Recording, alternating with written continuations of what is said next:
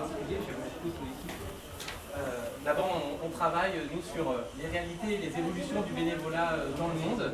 Alors, d'abord, et je tiens à le citer en premier, grâce à un travail fait avec et par Dan Ferrand-Bleichmann, qui a donné lieu à une publication, La recherche sur le bénévolat en France et dans le monde. C'était un projet destiné à lister tout un tas de ressources bibliographiques sur la situation et l'évolution du bénévolat dans le monde entier. Vous pouvez y accéder évidemment librement sur le site de la Fondation et quelques exemplaires ont été imprimés et sont disponibles ici, je crois. Un autre travail fait avec Bénédicte Bonzi, dont vous voyez la photo ici, sur les ressorts de l'engagement et du désengagement des bénévoles de la Croix-Rouge française. Plusieurs recherches portant sur les initiatives citoyennes à l'attention des migrants. Marjorie Gerbiot-Blanc dans le Calaisis, qui a interviewé des citoyens qui accueillaient chez eux des migrants. Et elle en a tiré un article aussi disponible sur notre site, et elle parle d'improvisation humanitaire. Elle voit un petit peu comment ça se passe.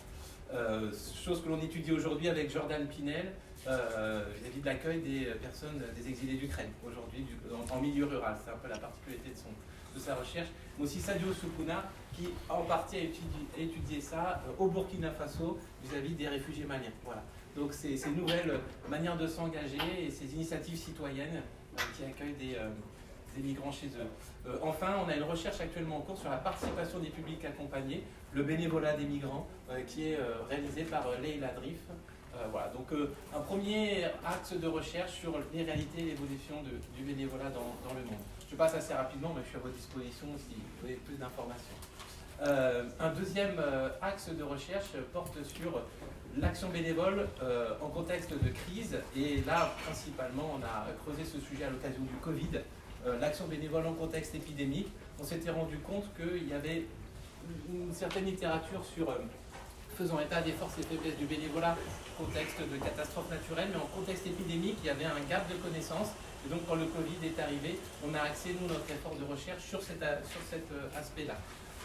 Et donc, ça a donné lieu à plusieurs recherches dans les banlieues lyonnaises, avec Fouad Nasri, qui a étudié des réseaux de solidarité de proximité dans les banlieues lyonnaises, surtout pour ce qui est de l'aide alimentaire durant les déconfinements, l'aide associative aux migrants du côté de Montpellier avec Anaïs Troussel, 3 recherches à l'étranger, en Haïti, aux Comores, au Sénégal, pour étudier l'action des volontaires de ces différentes Croix-Rouges là-bas, et puis des recherches de l'Institut Pasteur et d'Émilie Monnier sur l'impact de l'engagement des bénévoles de la Croix-Rouge française durant le Covid, l'impact psychosocial de leur engagement, eux qui n'étaient pas forcément partis pour s'engager sur un temps aussi long dans le contexte de cette crise. Voilà. On a aussi une recherche qui a été menée par le Centre Maurice Alvax, dont c'est un des chercheurs ici, sur Croix-Rouge chez vous. Voilà, les chercheurs étaient là à la plateforme ici et ont suivi les bénévoles qui allaient donner de l'aide alimentaire ou des médicaments aux personnes en situation d'isolement social. Un troisième et dernier axe, voilà, vous le savez, on fait aussi de la recherche sur, mais aussi par et pour les bénévoles. C'est notre programme Bénévolat. J'en profite pour en reparler ici. Voilà, qui consiste à faire d'abord une consultation des bénévoles et salariés de la Croix-Rouge française pendant 3 mois pour recueillir des idées de sujets de recherche. On en sélectionne et ces sujets donnent lieu à des recherches par la suite, comme celle de Thibaut Lessossi, que vous voyez ici à côté de Dip Tissam, tout à gauche sur la photo, qui est une bénévole de Montauban et qui avait un projet de dispositif mobile de socio-esthétique à l'attention des sans-abri. Et Thibaut a formaté sa recherche pour déjà lui faire un état de l'art sur les dispositifs déjà existants, un état des connaissances sur le rapport au corps des sans-abri, bref, lui fournir tout un tas clarifier tout un tas de conditions de faisabilité de son projet, hormis évidemment lui fournir la camionnette pour son dispositif, mais sur la façon de choisir les mots, sensibiliser les sans-abri pour participer à son dispositif mobile qu'elle souhaite utiliser durant les maraudes qu'elle fait déjà à Montauban. Je précise qu'elle est déjà esthéticienne. Donc voilà, et je vous invite aussi à écouter le podcast, c'est notre série Enquête d'humanité, que l'on a consacrée aussi à cette recherche et qui va sortir très bientôt. Voilà, je m'arrête là, et bien sûr je suis à votre disposition si besoin, et je laisse la parole à mon collègue Julien Antouli qui va vous présenter Dan et son dernier ouvrage. Parfait, merci Vincent, bonjour à tous. Un petit mot sur le podcast, du coup ils sont désormais disponibles sur toutes les plateformes d'écoute généralistes, on va dire, Spotify, Deezer, etc. Donc n'hésitez pas à vous y abonner. Juste un petit mot pour introduire Dan et pour expliquer pourquoi on a voulu faire ce petit événement en campus autour de cet ouvrage qui vient de sortir chez Chronique Sociale. Donc Dan est docteur en sociologie de l'université de Nanterre et elle a occupé de nombreuses fonctions universitaires mais aussi des fonctions dans différentes institutions publiques et notamment différents secrétariats d'État durant de nombreuses années. Et elle a consacré une large partie de sa carrière académique à la question du bénévolat. Et ce qui nous intéresse particulièrement, c'est justement qu'après 40 ans de recherche sur le bénévolat, elle a quand même voulu encore questionner ce qu'est le bénévolat aujourd'hui. Et Dan, vous le dites vous-même du coup dans l'introduction du livre, vous dites que la définition du bénévolat en 2022 ne ressemble plus guère ou plus du tout à celle des années 80 lorsque vous avez commencé à vous y intéresser, ou celle que vous avez vous-même écrite ou conceptualisée dans les années 90. Et donc on voulait que vous nous fassiez partager cette réflexion sur le bénévolat qui est à l'essence même de notre organisation. Cet ouvrage, il est collectif, il rassemble des contributions de nombreux auteurs et des points de vue très différents, y compris des points de vue sur l'international, et ça c'est un autre point qui nous intéressait et une raison pour laquelle nous souhaitions en discuter ici. Il rassemble plusieurs chapitres ou articles écrits par des chercheurs qui ont étudié le bénévolat dans d'autres pays, et notamment des chercheurs qui ont été soutenus par la Fondation, comme Vincent l'a dit, comme Annabelle Jacquard aux Comores par exemple. Et dans cet ouvrage, vous questionnez aussi les grandes tendances et les grandes transformations qui viennent percuter en fait le bénévolat, que ce soit des tendances structurelles comme l'évolution du monde du travail, l'évolution de nos rapports sociaux, etc. Ou bien des phénomènes plus conjoncturels comme la récente épidémie de Covid-19 ou d'autres crises sociales ou humanitaires qui transforment aussi la manière dont on fait du bénévolat. Donc voilà, c'est pour ces raisons qu'on voulait vous inviter à y voir un peu moins trouble du coup, sur ce concept de bénévolat qui, encore une fois, je le répète, est central pour nous et nos actions. Et donc on espère que cette petite conférence et la discussion qui s'ensuivra va permettre à chacun d'y voir un peu plus clair. Donc on vous laisse la parole, vous vous mettez où vous voulez, et ensuite on fera des questions-réponses avec les personnes ici. Je peux rester là. Oh, si vous voulez. Donc d'abord, je voudrais dire qu'il y a Sébastien Poulain qui a été la cheville ouvrière de cet ouvrage. À un moment donné, je me suis dit on n'arrivera jamais à le sortir, et heureusement qu'il a été là. Voilà, c'est vraiment un ouvrage collectif, mais c'est un peu le travail d'un vieux prof d'université d'essayer d'aider un certain nombre d'étudiants à publier leurs travaux, et c'est un peu ce qu'on voulait faire dans cet ouvrage.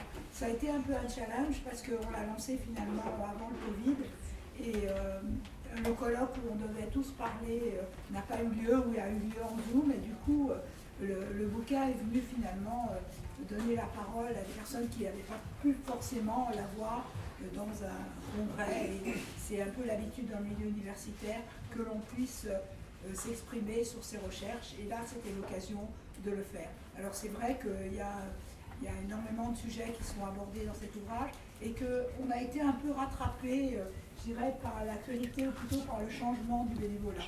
Au début, ça ne devait pas du tout s'appeler trouble dans le bénévolat, ça aurait été, je sais pas, le bénévolat en 2023 ou l'évolution. Mais en fait, on a été absolument étonnés, surpris de voir à quel point le bénévolat s'était installé comme un élément structurant de la société française. Je crois qu'il faut dire les choses comme ça. D'ailleurs, moi, quand j'ai commencé à travailler sur ce sujet, il y avait beaucoup de bénévoles, ils étaient très invisibles, mais ils se sont multipliés, voilà. Et il y a une critique aussi de cette multiplication. Alors, pourquoi ça s'appelle Trouble dans le bénévolat? C'est en référence à l'ouvrage de Judith Butler qui mettait en question la question du genre. Son bouquin, c'est Trouble dans le genre. C'est aussi en référence au travail de Marianne Dujarrier, qui a écrit Trouble dans le travail, et qui montre aussi que les frontières du travail sont maintenant très floues. Donc c'est ça qu'on a voulu ressortir. En même temps, et ça je dirais, il y aura peut-être des questions, il y a une très grosse critique actuelle parmi les chercheurs de la question du bénévolat, et nous on s'inscrit. Je ne crois pas qu'on s'y inscrive comme ça. Peut-être parce que chacun d'entre nous et tous les terrains qui sont là, décrits dans cet ouvrage, sont vraiment des chercheurs de terrain, et que sur le terrain, on voit à quel point le bénévolat a un effet extrêmement important actuellement, que c'est une solidarité du quotidien, une solidarité politique et engagée, et que peut-être qu'on peut trouver des bénévoles qui volent des emplois. Moi, quand j'ai commencé à travailler sur le bénévolat, j'entendais tout le temps bénévolat voleur d'emploi, mais c'est pas vrai, bénévolat créateur d'emploi. Mais il faut avoir une vigilance par rapport aux limites.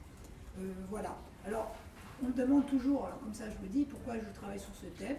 Ben, c'est parce que, un peu par hasard, quand j'avais 15 ans, je dirais, je me suis retrouvée confrontée à des gens, des amis, qui travaillaient sur un mouvement que j'ai toujours suivi jusqu'à ce qu'il disparaisse, qui est le mouvement Jeunes Femmes, qui est un mouvement protestant, qui était très solidaire des femmes qui venaient d'Algérie, qui a travaillé sur toutes les lois pour aider à Simone Veil, sur ces lois, etc.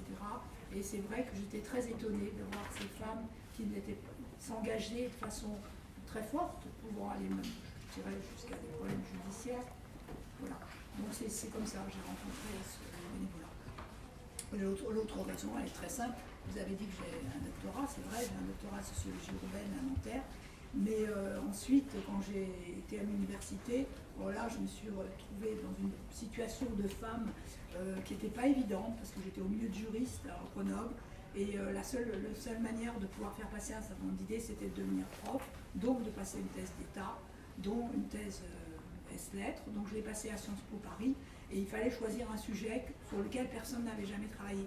C'était l'époque où Crozier travaillait sur le phénomène bureaucratique, où Friedman travaillait sur le travail en miettes, et donc j'ai proposé ce sujet sur le bénévolat. Il paraît que ça hurlait à Sciences Po Paris, c'est pas un sujet, de toute façon les bénévoles, il n'y en a pas. C'était en 78-79. Heureusement, Alain Touraine, qui a disparu d'ailleurs il y a 3 jours, et Michel Crozier ont dit mais non, c'est une très très bonne idée, on va travailler là-dessus. Et moi je me suis aperçue depuis 40 ans que les bénévoles, ça existe, et qu'en plus de ça, ils ont une très grande efficacité. Donc j'ai continué à travailler sur ce sujet, et je peux dire que je n'ai jamais arrêté, et que tous les 2-3 ans, je prends un sujet nouveau. Mes enfants disent le bénévolat, c'est comme le ketchup, alors je m'excuse, mais c'est un peu vrai. Vous allez dans des associations contre le cancer, des associations qui s'occupent des sans domicile fixe, SOS Amitié, tout ça, c'est des terrains que j'ai fait 2 ans ou 3 ans, et puis ensuite, je changeais de terrain. Les bénévoles, c'est vraiment une grande partie, c'est 18 millions de Français, il faut savoir, c'est 18 millions de Français.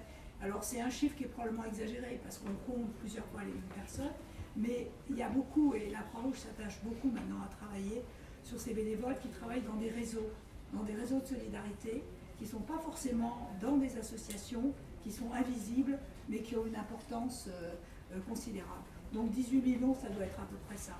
On a obtenu, moi j'ai travaillé même à l'INSEE à une époque, en fait on a obtenu qu'il y ait des questions qui soient posées directement aux Français au moment des différents sondages pour savoir s'ils sont bénévoles ou pas. Parce que c'est pas très facile. Les recherches qui sont faites par des officines, je dirais, ou par des cabinets, c'est pas toujours, enfin nous les chercheurs, ça ne nous satisfaisait pas.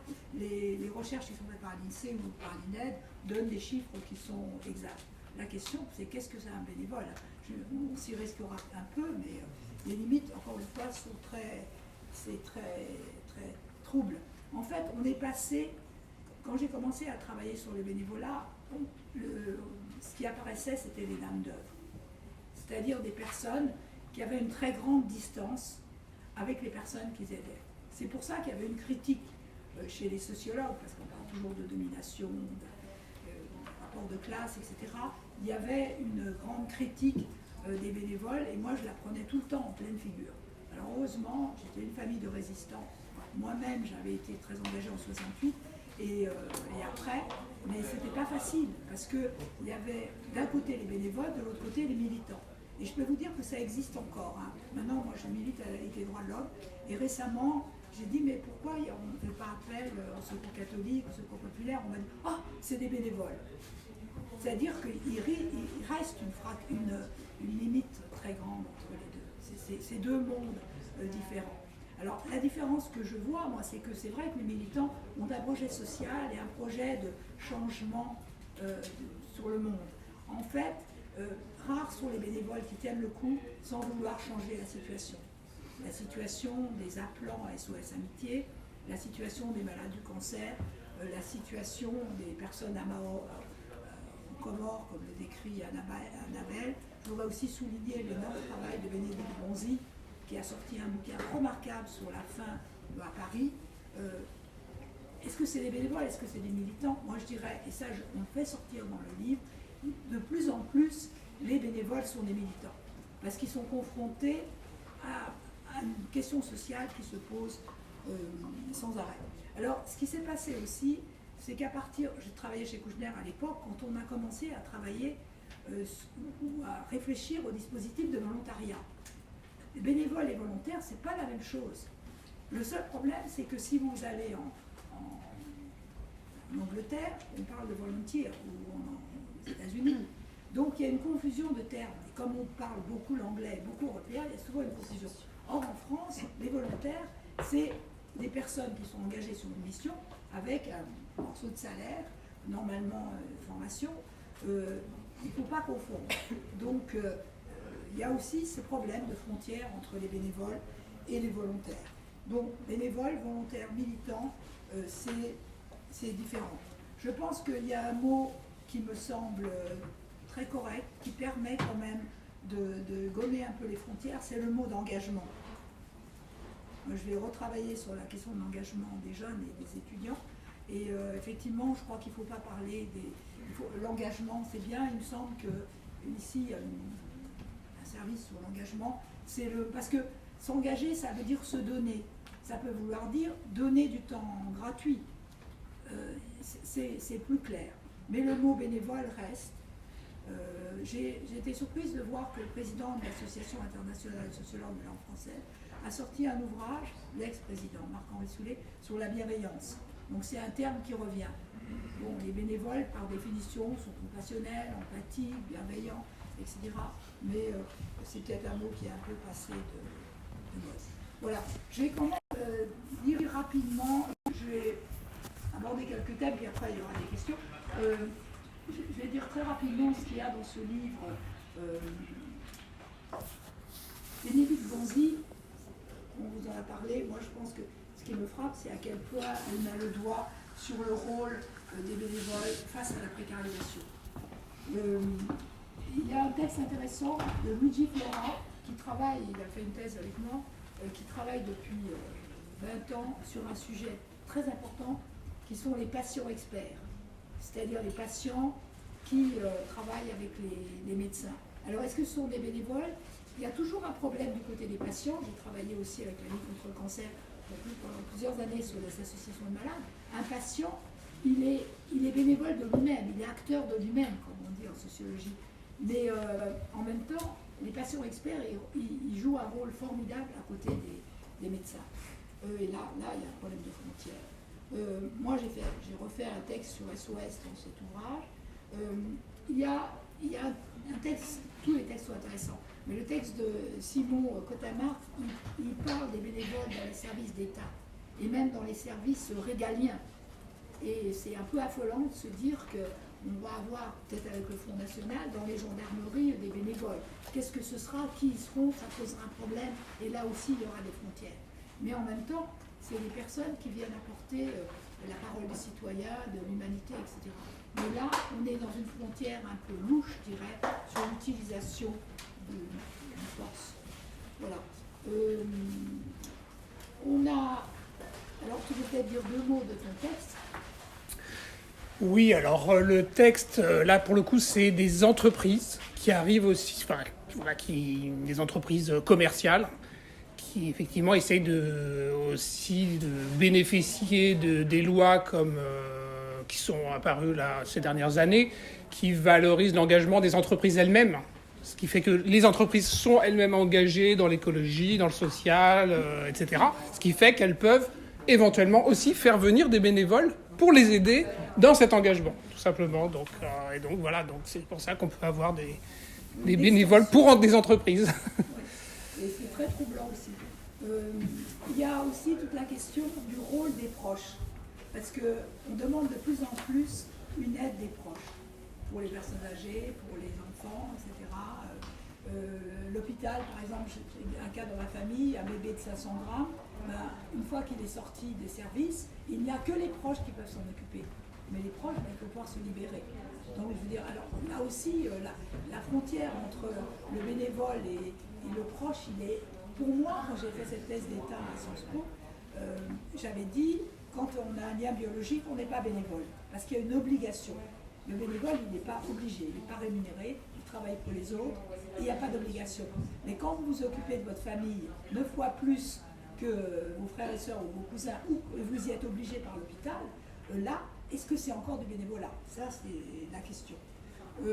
Alors, il y a on présente des travaux sur l'étranger, le travail de Navel Jacquard, que vous avez récompensé, souligné, le travail aux Comores des volontaires, c'est un travail qui est un travail gratuit, mais ce n'est pas un travail gratuit au sens où les volontaires reçoivent une petite rémunération qui fait vivre des familles.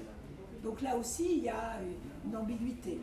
Il y a une description du travail qui sont faits en Suisse. Alors il y a alors la Suisse, c'est un travail la Suisse, c'est un pays, excusez-moi, où le travail est plus conservateur dans le social, où le citoyen participe sans se demander s'il est bénévole ou pas.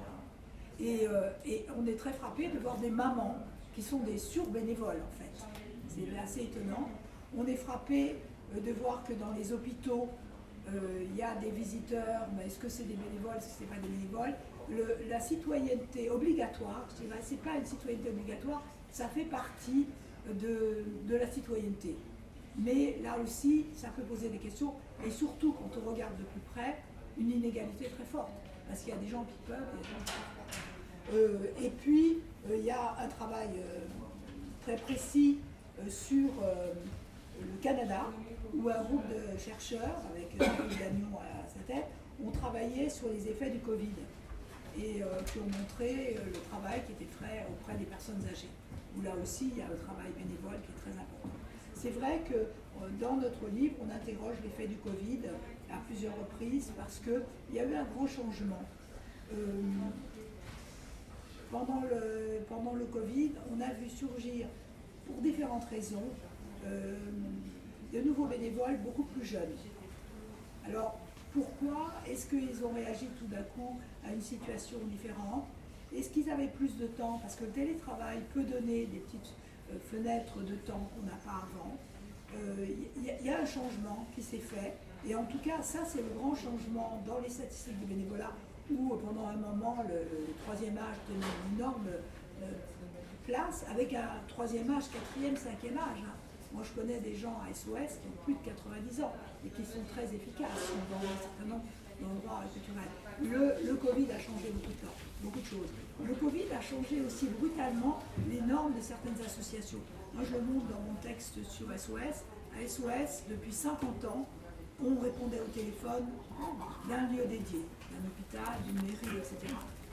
Et on m'avait demandé de voir si après tout, il ne pourrait pas avoir un changement. Et j'avais fait une étude il y a 4 ans, j'avais commencé à réfléchir à ça. C'était impossible. On ne change pas les normes d'une association.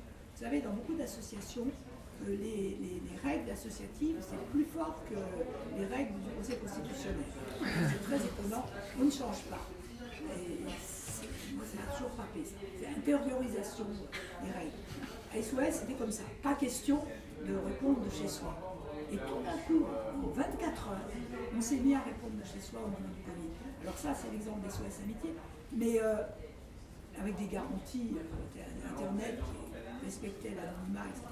Je suis sûre que beaucoup d'associations ont tout d'un coup changé parce qu'ils ont rencontré ce que Durkheim appelait une période d'anomie, d'absence de règles, et les normes ont changé.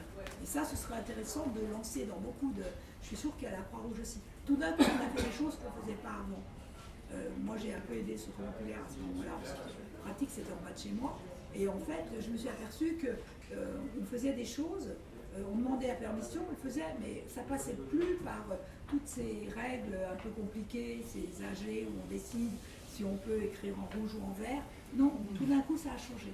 Et le Covid a sûrement changé énormément d'habitude. Et le télétravail aussi, qui a donné plus de temps et qui a donné des ouvertures, parce que quand on faisait des réunions dans toutes les associations, on m'a dit tout d'un coup, on avait d'autres voix, d'autres gens, il y avait des mélanges différents. Voilà. Alors, je voudrais continuer sur les changements que je vois dans le bénévolat. Effectivement, un rajeunissement. Peut-être aussi parce qu'il y a une occupation différente du troisième âge qui est maintenant confrontée souvent à une génération sandwich, c'est-à-dire qu'on s'occupe des plus jeunes, des petits-enfants, on s'occupe des personnes les plus âgées. Il y a beaucoup moins. Et d'autre part, il y a peut-être une lassitude. Le bénévolat en France, il est très peu valorisé, très mal reconnu comparativement au Canada ou à d'autres pays. Il y a sûrement une lassitude dans le troisième âge, donc il y a un changement. Une quatrième remarque, et on n'en fait pas beaucoup référence dans le livre, mais c'est sûr, beaucoup de conflits entre les salariés et les bénévoles. Parce qu'il y a une invisibilité des bénévoles, que les bénévoles, c'est une population qui est finalement assez mal connue des salariés. Qu'est-ce que c'est que ces gens qui travaillent gratuitement? C'est-à-dire quelquefois, et puis ils ne les voient pas, ils ne les connaissent pas. Moi, je suis appelée de temps en temps dans des associations à la rescousse parce qu'on me dit les salariés ne supportent pas les bénévoles. Alors, c'est un peu injuste, mais ça arrive de façon assez fréquente. Donc, beaucoup de conflits et beaucoup de tensions, beaucoup d'associations. Alors, peut-être que la Croix-Rouge a un endroit merveilleux, pas de tension. Mais dans beaucoup d'associations, il y a beaucoup de tensions, beaucoup de conflits, parce que beaucoup d'invisibilité. Et alors, ce qui s'est passé, et je pense que Sébastien ne me contredira pas, c'est que l'État s'est quand même aperçu que c'est pas mal de financer les associations. Ça coûte pas très cher et ça produit du travail gratuit. Et du coup, il y a quand même probablement un certain nombre d'associations qui supportent mal qu'on pousse le bénévolat au lieu de créer des emplois. Et ça, c'est un peu un problème. L'autre chose, alors ça je le dis par rapport à ce que j'ai vécu quand j'ai travaillé avec Kouchner il y a très longtemps et je connaissais bien Médecins du Monde, Médecins sans frontières, etc. Il y a une professionnalisation d'un certain nombre de fonctions qui étaient dans le monde bénévole et qui ont passé dans le monde professionnel. Quand je suis sortie de chez Kouchner, je venais d'être nommée prof à Paris et j'avais des filles d'étudiants qui me disaient « on voudrait devenir bénévole, travailler à Médecins du Monde, MSF ». Alors, ils rêvaient d'aller distribuer du riz, et où ils voulaient aller en Afrique, etc. Il y avait un peu une confusion d'ailleurs entre le voyage d'expérience et l'humanitaire. Mais moi, je me suis aperçue que peu à peu, un certain nombre de fonctions du côté de l'humanitaire, du côté de l'écologie, du côté du secourisme aussi, etc., ont été professionnalisées et se sont fermées au bénévolat. Alors, c'est bien parce que ça a créé des emplois, ça pose des questions, on va peut-être revenir là-dessus. Disons que je dirais qu'il y a des professions qui ont cannibalisé dans un sens le bénévolat, qui ont fait disparaître le bénévolat. Alors ça ne veut pas dire, parce qu'il faut on me dit oui, je me souviens, j'avais fait un article dans la revue des préfets à un moment donné sur cette question. Les préfets m'ont dit, mais alors finalement, nous, on n'a jamais d'engagement. Si, dans les services publics, il y a beaucoup d'engagement, il y a beaucoup de militantisme. Mais alors, est-ce que c'est du travail? Est-ce que c'est du militantisme? C'est là où c'est un peu à la marge. Ce que font nos camarades, c'est, dans l'université, c'est souvent de critiquer très fortement le bénévolat et ce qu'ils appellent la gratuitisation du bénévolat. Tu me corrigeras si j'exprime mal les choses, mais quelquefois, j'ai été frappée, je me suis dit, finalement, on veut avoir un poste à l'université, on veut faire partie d'un groupe, et la parole, elle est plutôt dans une critique de l'exploitation. Elle existe. Mais quand on voit sur le terrain ce qui se passe, on remet un peu les choses en question. Donc dans notre ouvrage, je crois qu'on a essayé d'être honnête en disant effectivement, il y a des limites qui sont très troubles, et il y a peut-être un danger d'exploitation, de travail un peu amateur, etc. Mais en même temps, le travail des bénévoles est indispensable à condition qu'il ne soit pas récupéré au niveau politique ou au niveau économique. Voilà, tu dirais, tu rajouterais quelque chose. Peut-être une chose sur, d'un côté, la professionnalisation des bénévoles, avec des formations pour les bénévoles, etc., qui peuvent durer quelques jours.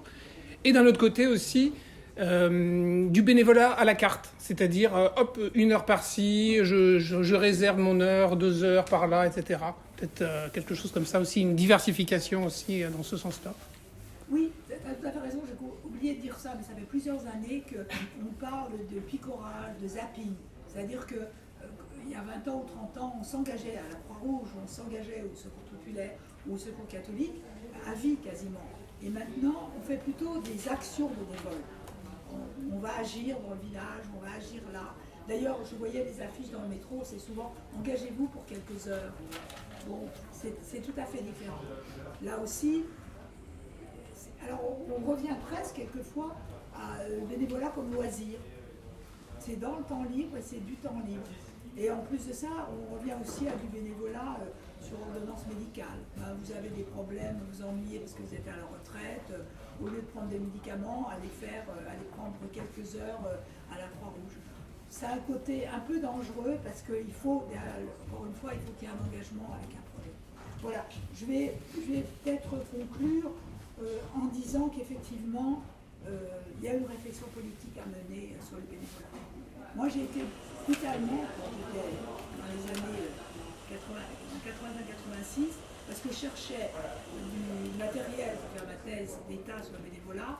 Le secrétaire d'État de l'époque m'a engagé sur une mission sur le bénévolat. C'était très curieux parce que je me suis trouvée avec des gens qui venaient de toutes les associations et il fallait réfléchir justement aux frontières du bénévolat. Mais on ne réfléchissait jamais à la question politique. Et on était à côté de Matignon, donc on avait un poids fort. Et ce qui était très étonnant, c'est que moi j'avais toujours envie de dire, mais enfin, le politique devrait décider ce qui doit être bénévole et ce qui doit être pas. Ce qui doit être financé. On voit, il y a plein d'argent qui est donné à l'armée, on comprend très bien aux militaires actuellement, mais est-ce qu'on ne pourrait pas décider qu'il y en a 10% qui soient donnés pour des actions humanitaires à Mayotte, par exemple, où il se passe quand même des choses, ou pour aider les personnes qui dorment dans la rue, etc. Mais il n'y a pas d'instance politique. Alors il y a peut-être quelqu'un ici qui représente le mouvement associatif, ou moi j'ai parlé au Sénat, au Conseil économique et social, partout, etc. Mais j'ai l'impression qu'il n'y a pas vraiment d'endroit où il y a une discussion politique sur ce qui doit être bénévole et ce qui ne doit pas l'être. Et c'est vraiment, vraiment une question politique. Et curieusement, il y a d'autres pays qui le font. Les États-Unis, il y a un discours là-dessus. J'ai l'impression qu'en Allemagne, dans certaines langues, ils le font. On n'est pas très bon là. Et c'est des questions politiques qui sont derrière ce qui est de la solidarité nationale et ce qui est de la solidarité individuelle. Pourquoi certaines choses sont financées alors qu'on pourrait le faire nous-mêmes. Je veux dire, c'est toutes ces questions-là. C'est-à-dire, effectivement, quelles sont les limites. Voilà. Je m'arrête parce que si on va avoir un peu de temps pour... Merci beaucoup, Dan. On ouvre la session de questions. Qui veut se lancer? Ou si vous n'êtes pas d'accord, Surtout. Peut-être une première question, Dan, pour briser la glace, comme on dit. Vous parlez de cette relation salarié-bénévole. Est-ce que vous pensez que le Covid a aussi transformé cette relation et peut-être rendu aussi plus trouble cette frontière entre salarié et bénévole, puisque pendant le Covid, après le Covid, nous on l'a vu, de nombreux salariés ont pu devenir bénévoles, mener des activités bénévoles, ou parfois sont bénévoles dans d'autres structures en dehors de la Croix-Rouge. Et inversement, on a des bénévoles qui sont devenus pendant de courtes périodes des salariés. Donc, est-ce que vous pensez que c'est toujours vraiment deux statuts bien séparés, deux groupes de personnes bien séparés, ou est-ce que là aussi il y a un trouble qui se joue? On était dans une période d'anomie, donc à ce moment-là, il y avait un appel, une espèce d'éthique publique, c'est-à-dire dire bon, il faut que vous aidiez pour les masques, il faut que vous donniez des ordinateurs pour les enfants, il faut que vous alliez voir si votre voisine va bien, etc. Donc il y a eu tout d'un coup une cohésion, un appel à ça. Donc je pense que ça a changé. Mais c'est comme ça par les guerres, c'est comme ça. Vous savez, quand il y a une catastrophe, il faut faire l'éloge des catastrophes. Quand il y a une catastrophe, tout le monde va aller mettre de l'eau sur le feu, va essayer d'éteindre le feu. Ça a sûrement joué. Mais on ne peut pas inventer des... Crozier en a parlé, et il disait que les sociétés avancent par crise. Voilà.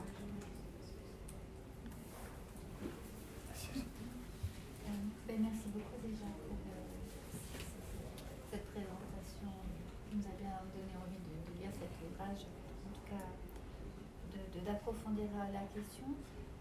Vous parliez de cette limite, de ces frontières difficiles entre le volontariat, l'engagement, le bénévolat, et vous reprenez la distinction entre l'emploi et le bénévolat. Tout au long de votre présentation, je pensais à la question des valeurs et la manière dont on va adhérer à des valeurs, et quand par exemple on se rapproche d'une association, on a vu beaucoup de personnes, la Croix-Rouge en tout cas, qui étaient bénévoles et qui basculent dans un emploi, vers un emploi. Vous disiez qu'il y a des salariés qui peuvent être par ailleurs bénévoles ailleurs, et vous parliez de la professionnalisation des bénévoles. Mais est-ce qu'on ne voit pas aussi une règle associative qui existerait d'avant la Covid, qui est que finalement des salariés vont travailler, peuvent avoir le sentiment de travailler d'une manière presque bénévole, vont aller au-delà de leur limite cadre de travail. Et on a pu voir que dans le secteur humanitaire, dans le secteur associatif, il y avait parfois beaucoup de violences liées au travail. Est-ce que ce n'était pas ce glissement dans la frontière? Non, c'est évident. Il y a eu une révolte parce qu'il y a des gens qui volontairement, je sais pas, pendant les infirmières qui volontairement restaient des heures en plus pour s'occuper des personnes qui étaient en souffrance respiratoire.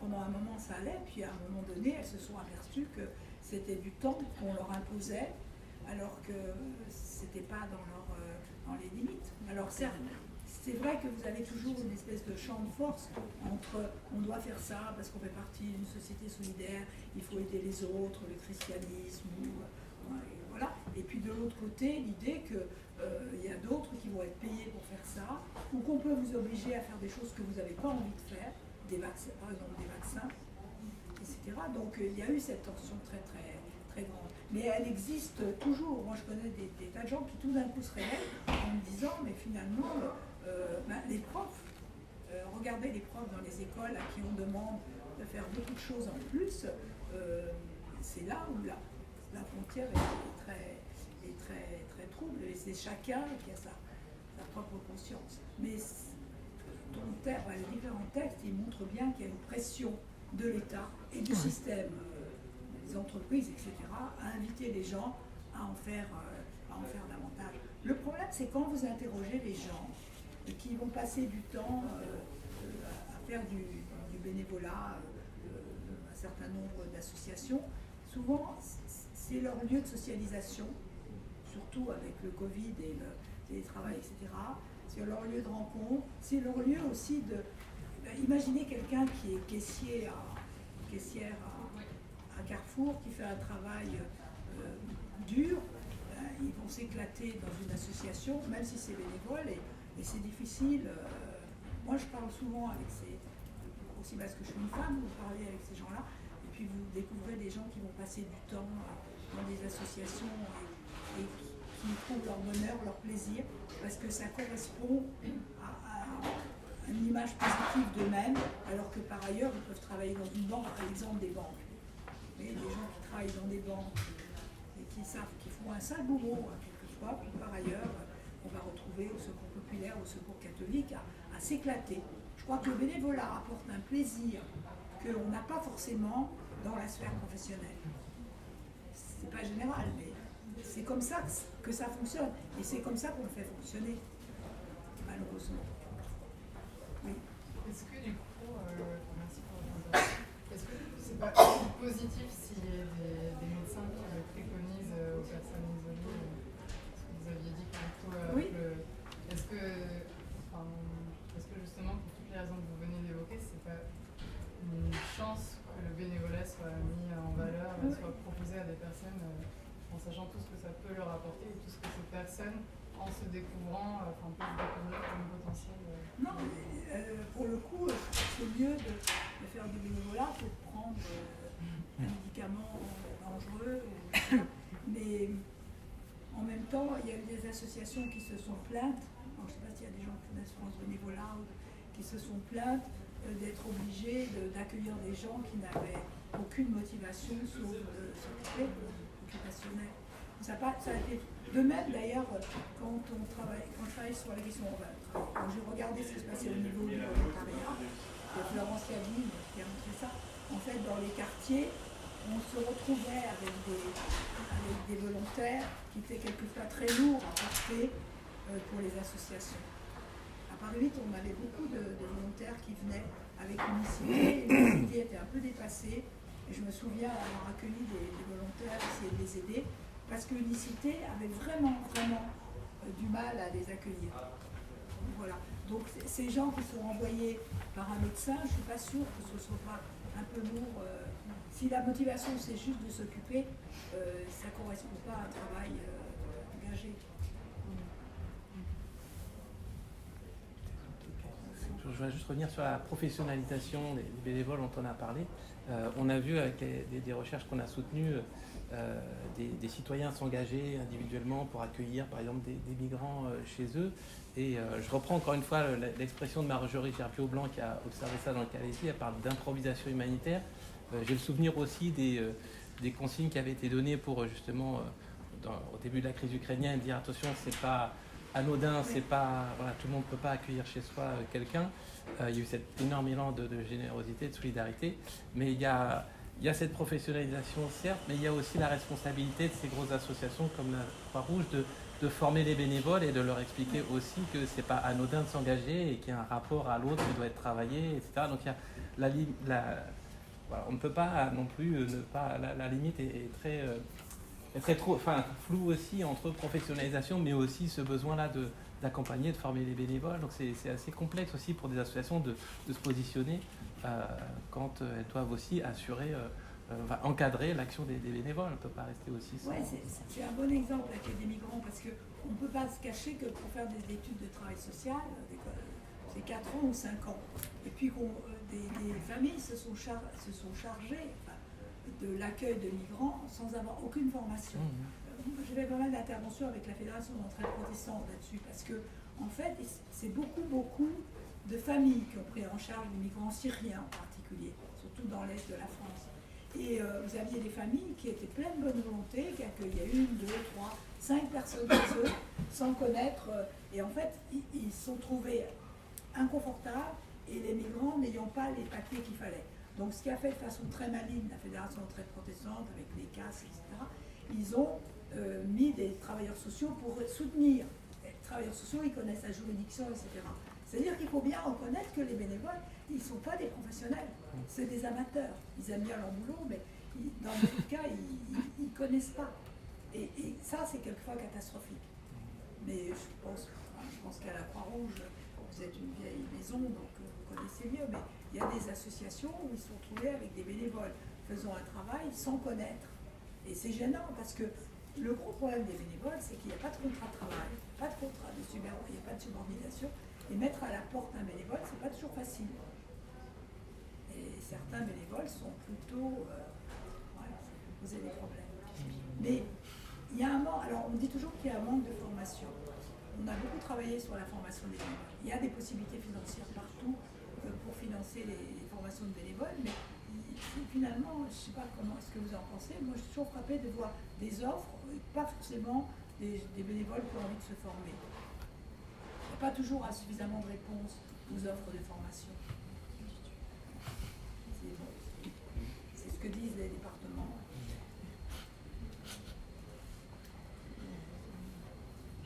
C'est une autre question du coup s'il n'y a personne. Mais, oui, j'aimerais bien des réactions. Sur aussi cette notion d'expertise, vous voyez du patient expert tout à l'heure, oui. Il y a aussi une pratique qui se développe beaucoup de participation des publics accompagnés, aussi où on a une recherche aussi dessus sur les migrants bénévoles entre guillemets, qui se développe beaucoup, et ça c'est aussi peut-être un atout du bénévolat, des associatifs, de pouvoir aussi valoriser cette expérience là jusqu'à l'inclure dans l'action. Oui, voilà, le bénévolat c'est un moyen de formation, de passer dans la sphère professionnelle. Ça a été une possibilité pour des femmes de sortir de chez elles pendant longtemps. Ce qu'on ne sait pas faire en France, et j'ai fait beaucoup de comparaisons avec le Canada, l'Allemagne, les pays du Nord, c'est ce que j'appelle l'employment, enfin ce qu'on appelle l'employment. Mais quand j'ai commencé à parler d'empowerment, je peux vous dire qu'on ne savait pas ce dont il s'agissait. Maintenant, on sait un peu. C'est-à-dire donner du pouvoir à ceux qui n'en ont pas. C'est ça l'empowerment. Quelquefois, les gens disent capacitation. Bon, moi, je trouve que l'empowerment, ça veut dire ça. Donner du pouvoir à ceux qui n'en ont pas. Et on ne sait pas toujours le faire en France. C'est-à-dire que ce n'est pas parce que vous êtes demandeur de nourriture ou d'emploi ou de logement que vous n'avez pas une capacité justement à vous occuper des autres. Et partager ce bénévolat, en fait, cette action vers les autres, il faut la partager. Et il y a des grandes associations, maintenant ça va mieux, mais qui ne comprennent pas par exemple, Don Quichotte, c'est des gens sans logement qui s'occupent d'eux-mêmes et des autres qui sont sans logement. Et ce n'est pas des gens qui sont bien logés qui occupent ça. Et cette idée en Allemagne, il y a beaucoup plus de groupes d'entraide, des gens qui partagent le même problème. Et je trouve qu'en France, on n'avance pas. Moi, j'ai assisté, mais je le raconte beaucoup parce que ça m'a beaucoup frappé, dans des grandes associations. Je disais, mais pourquoi les gens que vous aidez ne sont pas là? Ils ne sont pas là à l'AG, pourquoi ils ne sont pas élus? Pourquoi ils ne distribuent pas les repas, etc. Et puis il y avait des messieurs sur des beaux fauteuils qui me disaient, mais vous savez pas, vous n'avez jamais rencontré des gens dans la pauvreté. Moi j'ai fait énormément de terrain, donc je me disais, non mais c'est pas possible, c'est-à-dire qu'ils ont un regard, et ça change, mais doucement. Il y a encore des associations qui gardent cette distance. Or, le premier travail qu'on doit faire, c'est d'être inutile, c'est-à-dire c'est de faire que les gens qu'on aide se prennent en main. Les associations de malades, c'est ça. C'est des gens qui se prennent en main et les médecins, ils les mettent de côté. Don Quichotte, c'est une association très, très, très exemplaire. Vous savez, c'est tous ces tentes qu'on voit, c'est des gens qui sont pris en main. Ils n'arrivent pas à résister à Hidalgo. Voilà. C'est prendre en main son propre. Et ça vient des États-Unis, ça vient d'Obama. C'était des mouvements dans les quartiers aux États-Unis où on aidait les gens à lutter pour leur propre logement, à payer, etc. Et c'est quand même mieux que de s'occuper des autres, il faut aider les gens. Mais ça change quand même. Mais quand même, quand je regarde les programmes de travail social, je me dis, on n'a pas encore avancé autant qu'en Allemagne ou au Canada. À propos de migrants, je voulais ajouter qu'on avait étudié un mécanisme, une tentative de mécanisme de bénévolatisation de migrants. C'est-à-dire que les migrants n'ont pas de papier. Alors ils peuvent travailler, mais de façon illégale, quand ils n'ont pas les papiers. Et donc éventuellement les transformer en bénévoles pour qu'ils s'intègrent dans la ville, parce que là on a eu beaucoup de bénévoles ces dernières années, etc.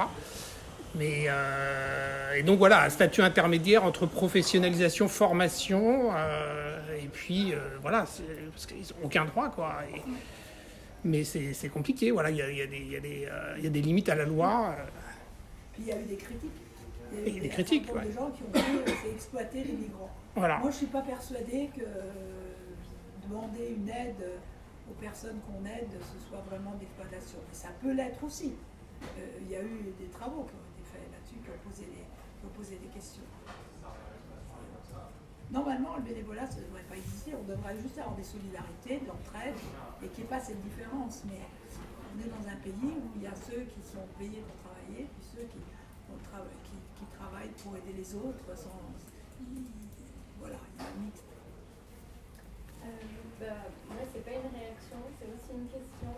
Mais en lien avec tout ça, et avec tout le contexte du bénévolat changeant, je me demandais si vous aviez des données, des informations sur la santé mentale des bénévoles, parce que j'ai été amenée dans mon travail à travailler sur le prendre soin de soi et prendre soin des autres des bénévoles. Et j'ai trouvé plein de choses autour du burn-out bénévole, plein d'articles, mais aucun chiffre. Vraiment, je n'ai pas trouvé de données, j'ai pas fait des grandes recherches, mais je me suis demandé si on avait déjà mesuré l'état de santé mentale des bénévoles et l'impact du bénévolat. Je ne suis pas sûre que ce soit une question mais c'est une question très importante. Moi, j'ai parlé du burn-out des bénévoles là, quand j'ai fait mon étude sur les associations dans le cancer. Et on m'a dit, mais il n'y a pas de burn-out des bénévoles. Si, il y a un burn-out des bénévoles. Alors, ça s'explique de différentes raisons. Il y a ceux qui arrivent par ordonnance médicale. Donc, par définition, c'est des gens qui sont un peu déprimés, isolés, etc. Donc ça peut être une partie des gens que ça. L'autre raison aussi, c'est que les bénévoles qui vont rentrer dans une association, il y en a SOS Amitié, il y en a partout, et à un moment donné, ils ont envie de s'en aller, mais ils ne peuvent pas. Parce qu'ils sont indispensables. Et souvent, c'est vrai. Il n'y a pas assez de gens pour répondre à SOS Amitié, donc ils restent. Il n'y a pas assez de gens pour servir les repas au restaurant du cœur, donc ils restent. Donc il y a des gens qui sont en burn-out, c'est-à-dire qu'ils travaillent trop. Ils ont leur famille, etc. Donc il y a effectivement beaucoup de burn-out. Je ne sais pas s'il y a des questions. Il faudrait, je ne sais pas s'il y a des chiffres. Mais ça me semble être en train d'augmenter, parce qu'on en parle plus souvent. Et souvent, le bénévole, vous avez des présidents bénévoles qui ne veulent plus être présidents depuis des années, ou des gens en conseil d'administration, et ils ne trouvent personne pour les remplacer. C'est pas... D'ailleurs, moi j'ai pensé que le titre de votre livre parlait justement du trouble, plus que dans le bénévolat, du bénévole, et son investissement en fait, son investissement qui n'est pas dosé, ou qui est parfois trop engagé, où il n'y a plus de limite en fait, la façon dont il se place au cœur de son engagement. Et que c'est aussi un des points que j'imagine qui est intéressant d'aborder. Oui, parce que si c'est un des étudiants qui disait qu'il avait du mal à trouver son travail, bon, finalement, il m'a dit je vais travailler à la FNAC et puis je m'engagerai. Donc, et on sentait bien que l'investissement qu'il allait avoir ou qu'il avait dans le culturel, ça le prenait vraiment très fortement. Alors que distribuer des livres à la FNAC, c'était pas. Donc souvent, il y a un investissement émotionnel qui est important. Et puis il y a des rapports de pouvoir, bénévolat, on n'en parle pas, mais ça existe. Parce qu'on fait des bénévoles des héros. D'ailleurs, mon bouquin, une espèce de que sais-je qu'on fait sur le bénévolat, à Dalloz, il y avait un héros inconnu. Le bénévolat, un héros inconnu. Mais c'est pas vrai. J'ai un chapitre aussi dans un de mes anciens ouvrages qui s'appelle Le Malévolat. Vous avez aussi des bénévoles qui sont tout à fait mal formés, malveillants, qui peuvent abuser de leur fonction, faire des trucs qui ne sont pas... Voilà, je veux dire, il ne faut pas rendre... C'est pas un travail idéal, d'autant plus qu'il n'est pas cadré. Ouais. On est parfois moins protégé dans une association où voilà, on profite de cet engagement, de cette volonté gratuite, etc. Et il n'y a plus de limites. Alors que peut-être dans une entreprise, finalement, avec des syndicats, des hiérarchies, d'organisation, on est peut-être plus protégé des fois. À ma connaissance, il n'y a pas de syndicat de bénévoles. Mais pourquoi pas, hein. Je ne sais pas combien vous avez de bénévoles à la Pardon ? Et pas de... Mais normalement, vous devriez avoir un syndicat. Oui, on devrait obliger. On va créer un statut des bénévoles. Après, il y aura un syndicat pour... Mais voilà, par exemple, le statut des bénévoles. Il y a des contrats de bénévoles maintenant. Il y a des contrats. Alors ça aussi. Moi, j'ai vu apparaître, c'était la Fondation Pompidou qui a créé les premiers contrats. Mais on était ulcérés, nous, dans le milieu universitaire. Mais comment on peut contractualiser et tout ? Puis en fait, ça protège. Le Secours populaire a fait ça de façon maligne parce que c'est les droits des bénévoles et les droits des usagers. Il faut qu'il y ait les deux. C'est bien qu'il y ait des contrats à l'hôpital, c'est très important aussi parce que les hôpitaux, ils sont très gênés parce que l'été, ils n'ont pas de bénévoles. Donc il faut que le bénévole s'engage aussi à ne pas... Voilà, il faut qu'il y ait deux côtés. Mais tout ça, c'est difficile dans ce milieu-là. Un bénévole, il peut claquer la porte. Mais il le claque rarement parce que le bénévole, il y a quelque chose qui le tient. C'est effectivement une éthique, des valeurs, un sens de la responsabilité. Une socialisation. Socialisation. Oui, mais c'est aussi le sens de la responsabilité qu'il va faire. Oui, les deux. On parlait beaucoup du cadre du bénévolat et une dernière étude de recherche et solidarité qui montrait que je crois que c'est à peu près 17% des bénévoles avaient déclaré intervenir hors cadre associatif. Est-ce que vous pensez que ça c'est une tendance que vous avez constatée et est-ce que ça peut être un danger, en tout cas pour l'association, de se dire finalement il y a des groupes qui se constituent hors cadre associatif pour faire des actions de bénévoles, ou est-ce que le besoin d'avoir un cadre d'action reste quand même primordial ? On n'est pas dans Poutine avec les Wagner, hein. Mais bon, c'est vrai que je ne pense pas que ce soit un danger pour les associations. C'est une tendance forte. et qu'on voit partout. Hein. Moi, j'aime pas beaucoup rechercher solidarité, je préfère les trucs d'État, parce que je me dis, la façon de le faire n'est pas toujours. Mais c'est vrai qu'ils montrent les tendances. Elles sont vérifiées partout dans toutes les associations. C'est-à-dire qu'il y a des gens qui en ont un peu assez de la chape de plomb, des statuts associatifs, etc., et qui vont lancer des actions, des quoi. réseaux, voilà, partout. Des réseaux, des solidarités, etc. Et ça permet aussi du zapping, le picorage. C'est un problème. C'est pas un danger pour les associations. C'est plutôt, il faut considérer ça comme un apport complémentaire. Mais c'est vrai que certaines associations, tout d'un coup, s'aperçoivent qu'elles ont moins d'adhérents, moins de financement, etc. Parce qu'il y a des gens qui font ça de façon informelle. Avant, on disait, il faut se déclarer, il faut pouvoir aller en justice. C'était la raison de ces cas d'association. Je ne sais pas comment fait un groupe qui se retrouve, je pense qu'ils doivent arriver à s'assurer quand même, je ne sais pas. Mais c'est une tendance Des pages Facebook, des fois, ça suffit pour organiser un événement, un collectif. Mais pas pour s'assurer, c'est parce que... Ah ben non, justement, non, voilà. Mais c'est tout ce qui est informel aujourd'hui, en dehors des partis politiques, en dehors des engagements temporaires, à certains ponctuels, picorés, quoi. Enfin, picorés, mais des fois, ça peut être violent. C'est les black box, c'est... Ouais.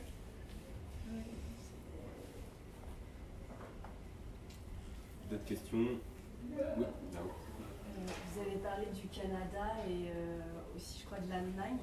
Est-ce que vous pensez qu'on doive s'en inspirer en France et sur quel point?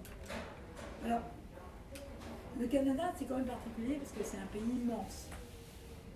Donc, ils sont obligés d'avoir des méthodes différentes des nôtres, dans la mesure où, moi, j'ai vu très tôt du bénévolat à distance. C'est-à-dire, vous téléphonez tous les jours à la personne, etc.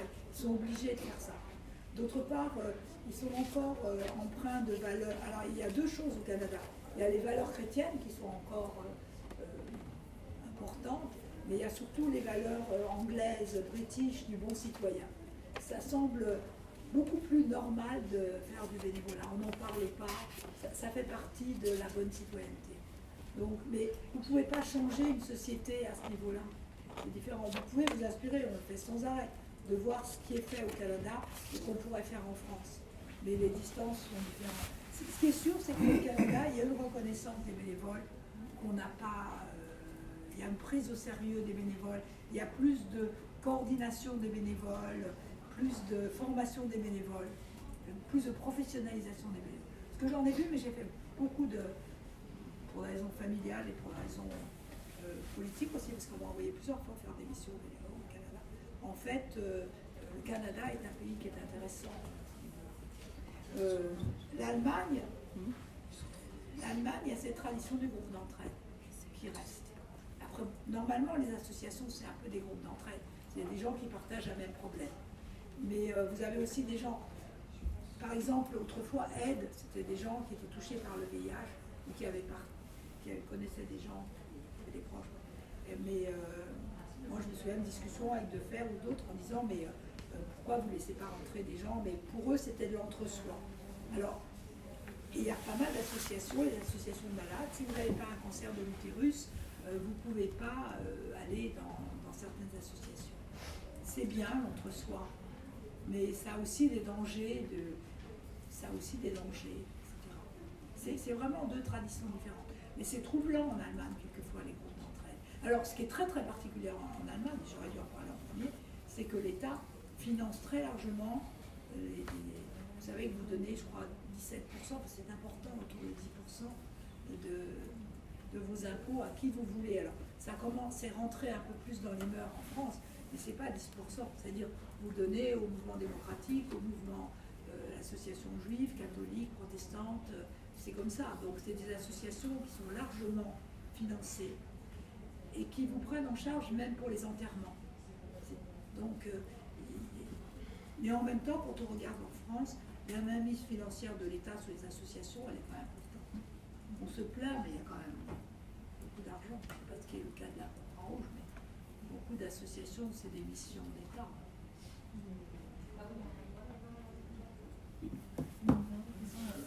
Qu'est-ce que vous n'aimez pas dans le bénévolat à la carte? Pour l'avoir fait moi-même. Et qu'est-ce que vous aimez? Du coup, je trouve que ça peut donner accès, enfin ça rend accessible le bénévolat pour des personnes qui ne voyaient pas leur agenda, leur emploi du temps compatible avec ces missions-là. Et ça permet d'avoir, par exemple, en action, pendant le Covid, j'avais pas la chance d'avoir un métier utile, essentiel, et du coup je me sentais vraiment pas du tout utile. J'ai du coup fait des allers-retours pour l'association Linky où on va chercher des denrées alimentaires. C'est pour le coup très courte action, surtout que je prenais pas loin de chez moi en général. Ça prend pas beaucoup de temps, et même parfois on n'a pas de lien social, mais en fait c'est ce que je cherchais à faire un truc avec mes mains, prendre de la nourriture, dire 3 fois bonjour. Et j'avais pas l'impression de révolutionner le monde, mais je me suis dit si je le fais pas, ça va à la poubelle. Et on sait que quand on amenait dans les foyers ces denrées alimentaires, tout le monde se jetait dessus. C'était une petite action, mais il en faut beaucoup. Et du coup, je trouvais ça bien de pouvoir y accéder. Mais j'ai pas dit que j'aimais pas, j'ai dit que certaines associations ont peur parce qu'elles perdent une partie de leurs adhérents, perdent une partie de leur financement. C'est ça le problème. Mais effectivement, je veux dire, ça permet que les gens qui ont envie de s'engager pour la société, ça apporte beaucoup de choses. Puis de toute façon, c'est une nouvelle façon de faire. Je veux dire, tous participent à une fête, à une action comme Linky, etc. Non, c'est pas que j'aime pas, c'est que certaines associations n'aiment pas. Parce qu'elles ont besoin d'une permanence financière. Voilà. De toute façon, c'est la tendance actuelle. On ne pourrait pas avoir que ça, mais c'est Oui. bien d'avoir Et puis parce que il faut qu'il y ait des associations qui aient un engagement politique. Il y a quand même une disparition du politique, du syndical et l'engagement en valeur, finalement, il se fait beaucoup dans la sphère associative. Donc c'est bien qu'il y ait des grands pans associatifs. Voilà. Vous parliez au début de la distinction assez floue entre bénévoles, volontaires, militants. Je voulais savoir quel était votre positionnement vis-à-vis du statut de volontaire en service civique, que ça soit dans les associations, mais aussi dans la fonction publique, dans les hôpitaux. Ouais. Je l'ai parce qu'on m'a souvent cité le fait que moi j'avais fait un papier où j'étais auditionnée au Sénat là-dessus. J'ai eu vraiment l'impression à un moment donné que l'État a cherché à remplir un certain nombre de missions et que c'était facile de payer qu'à mi-temps sans engagement contractuel. Et donc c'était un peu une exploitation, non pas jusqu'au bout d'exploitation, que c'était un petit peu un danger. Et d'utilisation finalement d'une force de travail qui aurait pu être rémunérée autrement. Mais il faut bien avouer que dans un certain nombre de quartiers, pour les jeunes, ça a été une première mise au travail et que cet argent pouvait être important pour les familles. Pour des familles plus aisées, c'était un peu l'argent de poche, c'est ce qui a été dit, mais je crois que Florence et Eden ou d'autres ont montré ça. Pour certaines familles, c'était l'argent de poche amélioré, et pour d'autres, c'était important, c'était un demi-salaire. Mais pourquoi payer un mi-salaire? Pourquoi n'offrir qu'un mi-salaire quand la formation n'y était pas toujours? Voilà. Peut-être que les choses ont changé. Moi, c'était il y a longtemps que j'avais eu cette critique. Je continue à me dire que si on traitait un peu mieux les jeunes, ce serait un peu mieux, plus sérieusement. Mais pour certains, ça a été un étrier, quoi. Comme un stage. Comme un stage. Mais la confusion aussi entre stage et... On n'a pas parlé des stages. Mais Oui. Moi, ce qui me frappe, c'est de voir, Sciences Po Paris, pour ne pas nommer, on leur demande aux étudiants de faire des stages de bénévolat.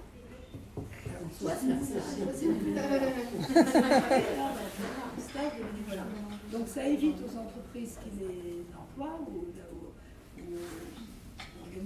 dispositifs d'État de les payer. Mais l'étudiant, je ne vois pas pourquoi il serait pas payé et pourquoi on ne le valoriserait pas ensemble. Il y a une confusion. Pour conclure, peut-être une dernière question sur votre appel à politiser la question du bénévolat. Comment vous voyez ça concrètement? Est-ce que ça devrait partir de l'État? Est-ce que ça devrait partir des grandes associations comme la Croix-Rouge ou d'autres? Vous imaginez quoi?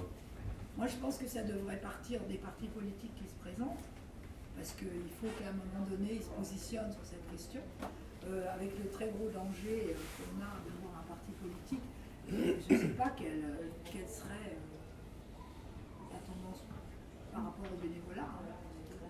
Quand on voit ce qui se passe dans certaines villes et le refus de certains types d'associations, ça pose une question. Je pense que des organisations comme la vôtre qui ont pilier sur rue, etc., vous avez un devoir civique, effectivement, de vous positionner et puis d'écrire les choses. Moi, pour l'instant, je ne fais pas très confiance à l'État à ce niveau-là. Parce que, voilà, enfin, c'est dommage que la gauche, dont je fais partie ou dont j'ai fait partie, ne se soit pas plus positionnée. Il y avait aussi des images un peu trop caricaturales par rapport à ça. Il y a eu quelque chose qui a existé, c'était l'éducation populaire. Et finalement, là, il y avait un peu une prise de position par rapport à un certain nombre de valeurs, etc. Mais c'est un peu... Non, à la fois, on est mal parti sur la réflexion sur le bénévolat et sur le militantisme, le volontariat, etc.